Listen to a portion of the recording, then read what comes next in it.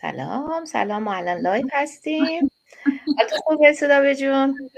سلام به همگی دوستان هر کجا سلام میکنم خدمت همگی و سودابه عزیزمون. همه میشناسیمش مثل همیشه. این هفته در خدمتشون هستیم، در مورد بیزنس آنلاین دوباره میخوایم صحبت بکنیم. سودابه جون میخوای سلام علیکی بکنیم؟ آره منم سلام میکنم. مرسی مریم جون که دعوت کردی. من که دیگه این چند وقته همش لایوم هر روز. منم هر روز لایف دارم. آره انشالله که دوستانی که همراه هستن اطلاعات خوب بگیرم و خوشحالم که بتونم راهنماییشون کنیم. عالی میشه. خیلی هم تشکر، ممنون. میدونم یک کوچ خیلی بیزی هستیم و به ما همه لطف داری و وقتتو برامون میذاری. خیلی سپاسگزارم. قربونت بشم. سودابه جون، من سوالی که میخواستم ازتون امروز بپرسم، میدونم که رشته تحصیلی شما داروسازیه. شما بعد از چندین سال فعالیتی که تو این رشته خودتون داشتین، چطور شد اصلا این رشته رو اومدین توی آنلاین بیزنس برای خودتون؟ آره حتما.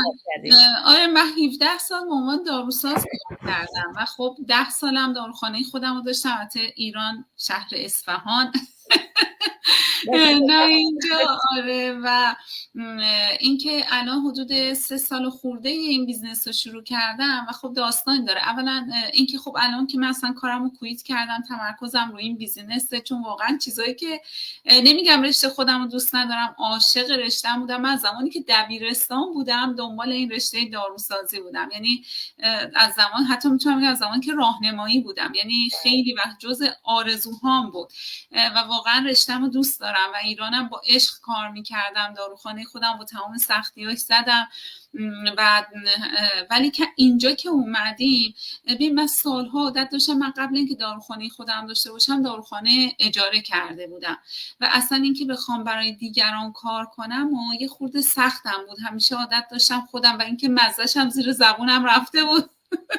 تفاوت این که واقعا خودت برای خودت بیزینس داشته باشی یا برای کسی کار کنی. البته که سختی‌های خودش هم داره همیشه و کار یکی نیست، ولی اینجا که اومدیم خب من دنبال همون بودم دوباره، که دوباره برگردم سر رشته خودم، چون خب من همسرم هم پزشک، ماها اینجا اصلا قبول ندارن رشته‌ای که بک‌گراند درمان باشه. اینجا تو کانادا اصلا خواهان نداره. اینه که دوباره دو تایمون مشغول درس خوندن، امتحان دادن، نمیدونم چی فلان، زبان. و خب زمانش که شد من رفتم دیدم که واقعا اونی نیست که من دنبالش بودم و واقعا من تا بیام سر جایگاه قبلیم برگردم خیلی زمان دقیقاً، چون شما خودتون باید دوباره بری آپدیت بکنید، دوباره کالج، دانشگاه دوباره، یعنی فکر کنم 4 سال بودم اینا رو رفتم. خب ولی زمانی که رفتم سر کار دیدم مثلا اولا که واقعا تفاوته. ببین اینجا مثل ایران نیست. اینجا مسئول فنی داروخانه هم که باشی، دکتر داروخانه هم که باشی، وقتی تجربه کار کامل نداری و زبانت پرفکت نیست، اونجوری که باید نیستی سر کار. نمیدونم چجوری توضیح بدم، یعنی فرق داره. و بعد اینکه حس یعنی ارضام نمی‌کرد، اینکه جالب نبود برام و همیشه این وحی دنبال این بودم که خب پس داروخانه خودم رو باید بزنم. ولی وقتی رفتم دنبالش دیدم یک هزینه بسیار سنگینی داره برای راه اندازی داروخانه و البته برام چیز عجیبی نبود، چون ایرانم من 20 سال پیش 250 میلیون اون موقع رو سرمایه گذاشته بودم. 250 میلیون اون موقع باش میشد بهترین خونه ها رو بهترین جاها خرید و خب اینجا دیگه برام مقدور نبود، چون دیگه مهاجر بودم. کلی هزینه $100,000 هزینه امتحاناتمون و اینا رو با همسرم داده بودیم. 3 تا پسر داشتم. خب هنوز اونجوری استیبل نبودیم، نگران یعنی سیوینگش آدم میخوره وقتی میاد اینجا. بعد خونه خریده بودیم، مورگج خونه بود، بعد دیگه میدونید هزینه های سنگین. اینه که دیگه اون هزینه اولیه برای راه اندازی یک داروخانه رو نداشتم به اسم خودم. خیلی هم دنبالش بودم، به صورت فرانچایز مدل با کاسکو حرف زدم، دیدم نه. به اضافه این که با خودم فکر کنم ببین دیگه 20 سالم نبود، دیگه اون انرژی قبل رو نداشتم. وقتی فکر میکردم که تمام اونا رو دوباره از قبل بخوام بسازم، دوباره اون استرسایی که آدم تو داروخونه، یه جورایی ما با جون مردم سر و کار داریم دیگه، اون استرس کار و اون رو پا وایسادن های طولانی مدت. من داروخانه رو که زده بودم اوایل، به خوبی میتونم بگم روزی مثلا 15 ساعت 16 ساعت کار میکردم. یعنی شوخی نداره، شما وقتی بیزنس فیزیکی را میندازین خیلی درگیر. و بعد فکر این که خب حالا دوباره من اینجا همیشه به قول پدرم گفتم وقتی آدم بیزنس آفلاین داره، در واقع راه بندازه انگار پاش شکسته، یعنی دیگه تکون نمیتونه بخوره.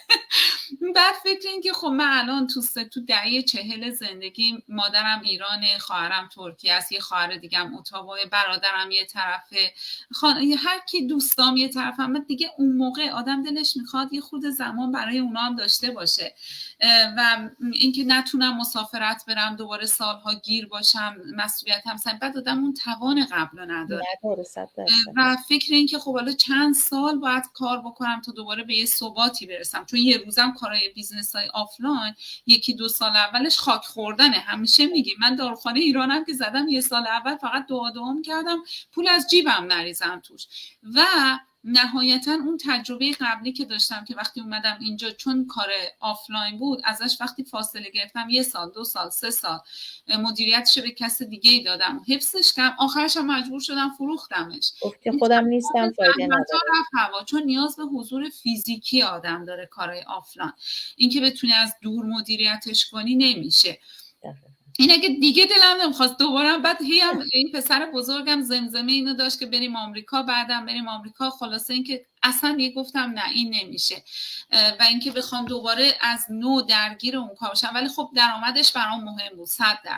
اینه که هی افتادم دنبال بیزینس های دیگه، خیلی بیزینس ها رو سرچ کردم، واقعیت رو بگم خیلی 2 سال بود دنبال یه بیزینس بودم و با خودم گفتم خب آپشنایی که دارم که ببین آزادی عملو بده، برم سراغ کارهایی که از طریق آنلاین هم بشه. هیچ وقت به دیجیتال مارکتینگ فکر نمی‌کردم، چون نه زبانم پرفکت بود، نه تجربه، نه اون بک‌گراند تحصیلیم ربطی داشت، نه بلد بودم با سوشال مدیا کار کنم، فقط تماشاچی بودم همیشه. اصلا نمیدونم کی فیسبوک ساخته بودم، کی برام ساخته بود نمیدونم، ولی من فقط تماشاچی بودم. ولی وقتی دنبال کارهای مختلف آنلاین بودم، مثلا آمازون رو سرچ کردم، دیدم واقعا یه علم بالایی میخواد، اینوستمنت سنگینی میخواد، یه عالمه رقیبای کله گنده کنار آدمن که آدم چجوری باید نمیتونی باشون کامپیت بکنی. و یک بیزینس آنلاین مشتری محوره، نه اونا مشتری مهمه. ما در یک آن میتونه بگه پروداکت دیسکانتینیو شد، نیستیم، اکانتت هیچ، هر ماه باید تمدید کنی و واقعا میگم هیچ کمکی هم نداری، نه آموزشی، نه ساپورتی، هیچی.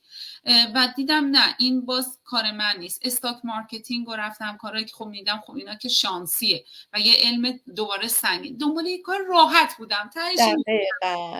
نمیگم حالا خیلی راحت، ولی ساده باشه، سیمپل، نمیگم ایزی، سیمپل باشه و حداقل توی خونه هستی و تمام کنترل خونه دست خودته، احتیاجی نیست بری بیرون. همون به قول شما حضور فیزیکی که باید همون 15 ساعت یا 10-12 ساعتی که شما باید حضوراً در یه جایی ثابت باشی دیگه نداری. اون دست خودته. و اینکه ببین، اینکه ما اینجا درگیر کالا نمیشیم، درگیر تبلیغ محصول نمیشیم، چون من خیلی بیزنس های دیگه دوباره خب من لوازم آرایشی، بهداشتی اینا رو تو داروخونه سالها درگیرش بودم، دردسرای فروش اینا رو میدونستم که حالا انبارش کنی رو دستت بمونه. یعنی پروسه سیلز واقعا پروسه ساده نیست، تازه بدون نتورک. من اینجا کسی رو نمیشناسم، برم داره به کی بفروشم، چجوری آدم پیدا کنم. حالا تو داروخانه وقتی آدم هست فرق میکنه.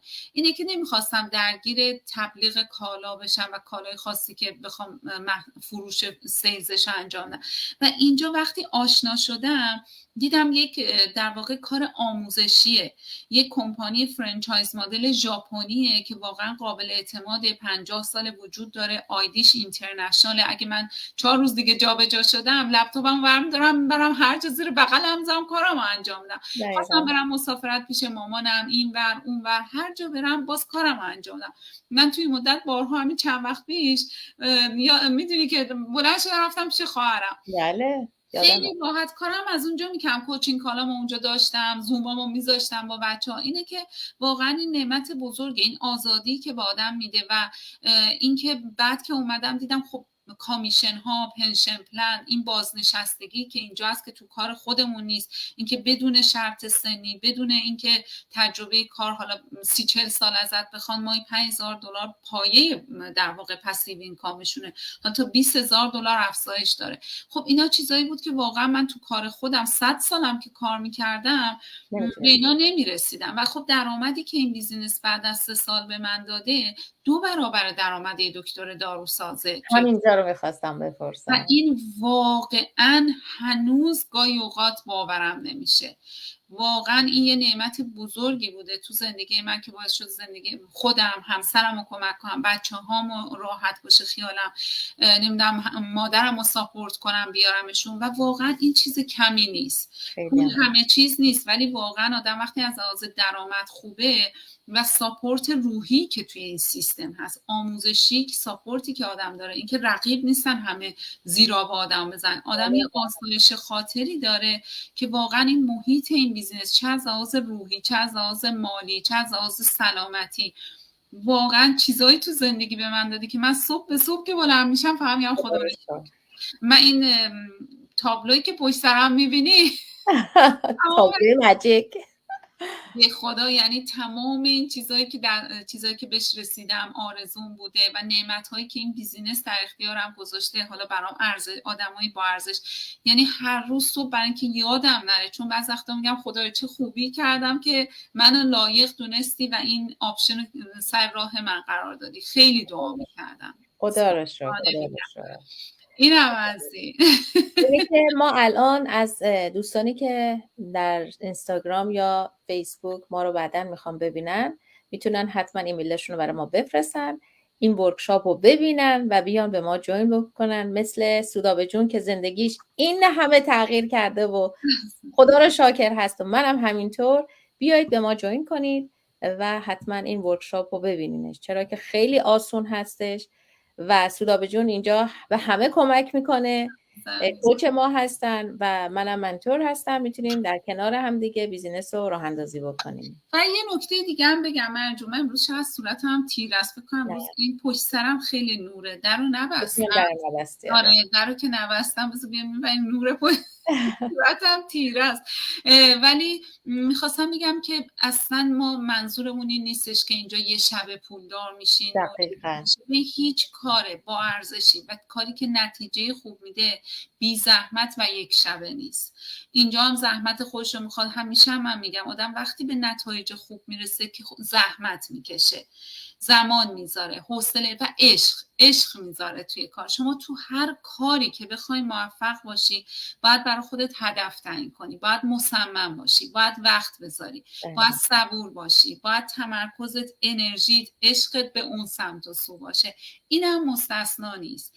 زمان خودشو میخواد، یادگیری میخواد، حوصله میخواد، ولی نتیجه فوق‌العاده است. بله، باید همین صبر داشته باشیم و بتونید خودتون رو کنترل کنید، گیواب نکنید، ادامه بدید. آره اینم از این. و اگه واقعا کمک از دست ما بر بیاد با تمام عشق و انرژی و دلمون در خدمتیم و خوشحال میشیم که واقعا به بقیه دوستانم کمک کنید. مرسی سودابه عزیزم، بازم تشکر میکنم که وقت تو در اختیار ما گذاشتی. عزیزم مرسی از تو. زنده باشی. مرسی، تشکر. خدا نگهدار. خدا.